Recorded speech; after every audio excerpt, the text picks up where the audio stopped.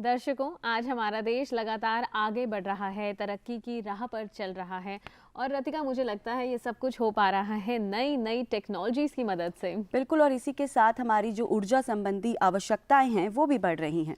हाँ, तो ऐसे में ज़रूरी है कि रिन्यूएबल एनर्जी का इस्तेमाल किया जाए, जिनमें से एक है सोलर एनर्जी। तो क्या है ये सोलर एनर्जी, ये कैसे काम करती है और इसके क्या फ़ायदे हैं, देखते हैं इस रिपोर्ट में।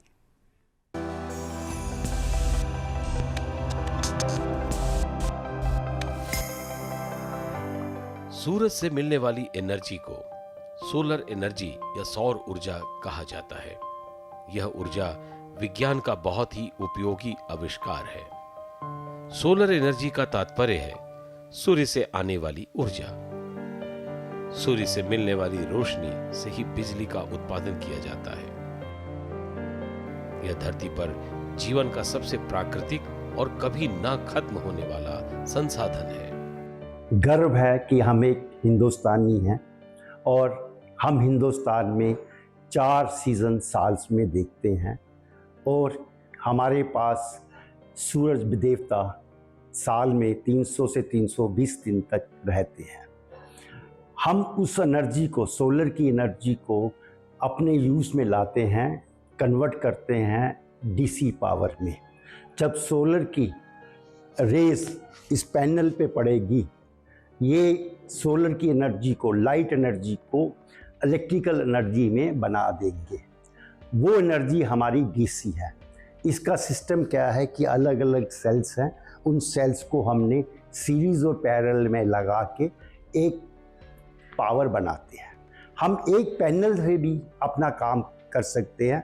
हमारे जो गांव के वासी हैं, जहां हमारे पास ग्रिड नहीं अवेलेबल, हमारे पास बिजली की तारें नहीं अवेलेबल, वहाँ हम एक पैनल को लगा के डीसी पावर को लोगों घर के पंखे, लाइटें डीसी से चला सकते हैं। ये इस सेल को फोटोवोल्टिक बोलते हैं। ये फोटो आती है, जो लाइट आती है इसके ऊपर पड़ती है। ये अंदर सेल सिलिकॉन मटेरियल है, ये सोलर को कन्वर्ट कर देता है पावर में। अब ये एक एक सेल होगा, ये 5-5, 6-6 वॉट के सेल हैं। उसको हमने 80 सेल, 70 सेल एक क्वांटिटी लगा के पूरा 1 वॉट का पैनल बनाया है, जो 40 वॉट से लेके हम 545 वॉट का पैनल बनाते हैं। ये जो सोलर पैनल है, इसका सेल्स की एफिशिएंसी सबसे ज़्यादा 27 डिग्री सेंटीग्रेड के पास होती है। जैसे टेम्परेचर गिरेगा, इसकी पावर कम हो जाएगी और उसमें डी हीटिंग हो जाती है। अगर हम सोलर पावर को यूज़ में लाते हैं तो ये सबसे अच्छा 27 डिग्री टेम्परेचर पे ले पे काम करेगा।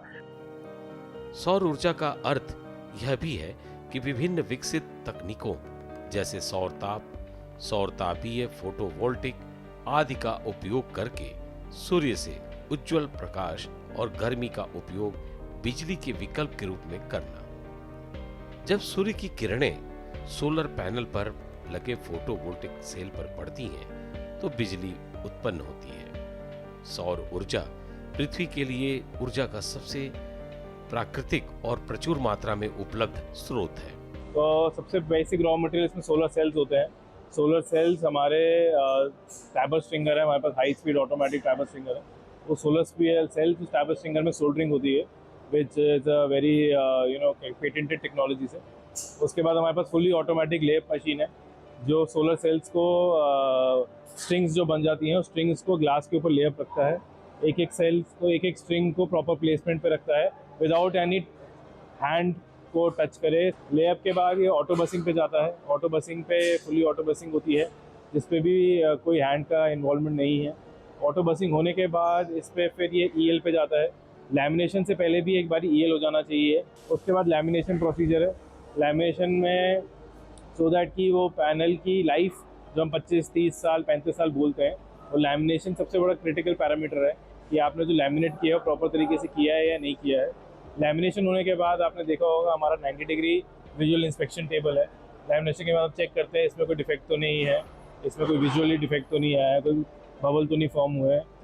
उसके बाद हमारा फ्रेमिंग सेक्शन है। फ्रेमिंग के बाद हम सोल्डरिंग करते हैं और पॉटिंग करते हैं। पॉटिंग करने से क्या है कि जो जेबी है, जेबी में भी कोई ऑक्सीडाइजेशन नहीं होनी चाहिए, कोई पानी नहीं आना चाहिए, कोई हवा से कोई रस्ट नहीं होनी चाहिए, तो वो प्रॉपर तरीके से होने चाहिए।